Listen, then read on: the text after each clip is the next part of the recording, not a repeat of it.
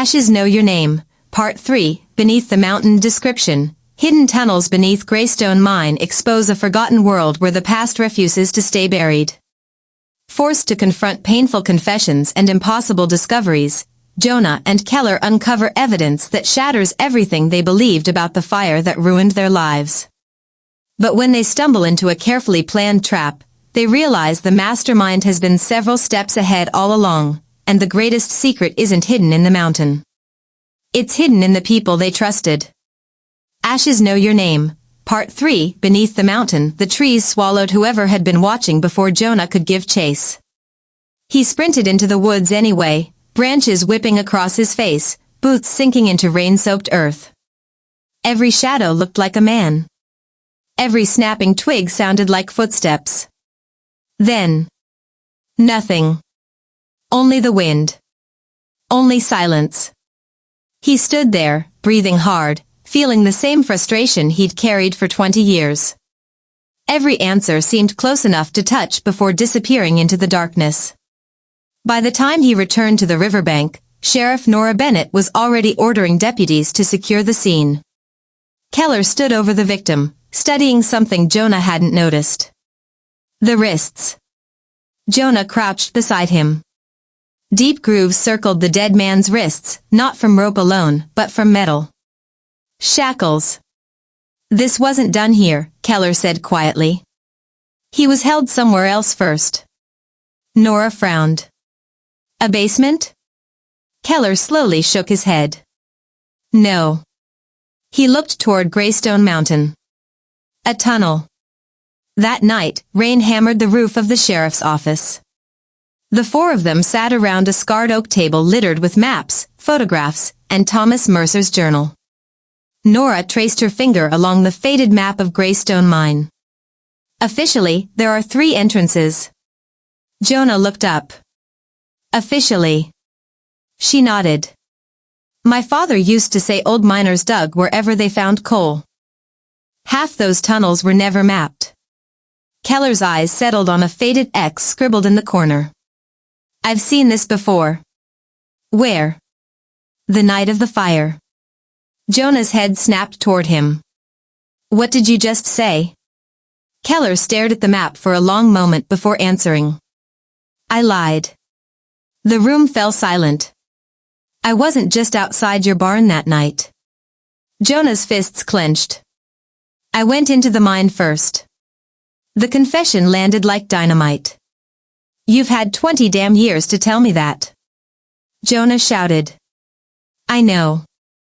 You let me believe. I let everyone believe I started the fire because nobody would have believed the truth. Jonah shoved his chair back. Try me. Keller's voice cracked for the first time. I heard men arguing underground. They weren't miners. They were scared. I heard one of them say. He swallowed. If the boy talks, we're all finished. Jonah felt cold spread through his chest. There was another kid? Keller nodded. I never saw his face. Then I smelled smoke. I ran toward your barn. And everything after that happened too fast. You could have told me. I was 12. So was I. Neither man realized they were standing nose to nose until Nora stepped between them. Enough. Her voice echoed through the room. If you're going to tear each other apart, do it after we stop whoever's killing people. Across town. Deputy Evan Cross unlocked the front door of his mother's house. Mom? No answer. The television hummed softly in the living room. Dinner sat untouched on the table. Evelyn? Still nothing. His heartbeat quickened. He walked toward her bedroom. The door stood half open. Inside. The room was empty. Except for one envelope resting neatly on the pillow. It read, We remember what your father did. Before sunrise, the phone rang. Nora answered. Her expression changed instantly. What? She grabbed her coat. Evan's mother is gone. The Cross farmhouse looked untouched. No broken windows. No forced entry. No signs of struggle. Jonah noticed something everyone else missed. Mud. Tiny flakes of black coal dust mixed into fresh footprints leading out the back door. The mine. Keller nodded. They're taking people there. The hidden entrance lay behind a waterfall nearly 2 miles from the main shaft. Thick vines concealed rusted steel doors half buried beneath stone. Jonah's pulse raced. How'd you know? Keller didn't answer. Instead, he pushed the doors open. Cold air rushed out carrying a smell neither man had forgotten. Smoke. Old smoke. The deeper they walked, the stranger the tunnels became. This wasn't a mine anymore. Somebody had built rooms underground. Wooden bunks. Storage shelves. A crude medical station.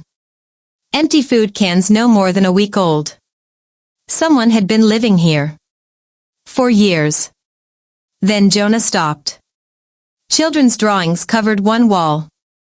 Stick figures. Mountains. Birds. Smiling families. And one picture. A little girl standing between 2 men. One wore a sheriff's badge.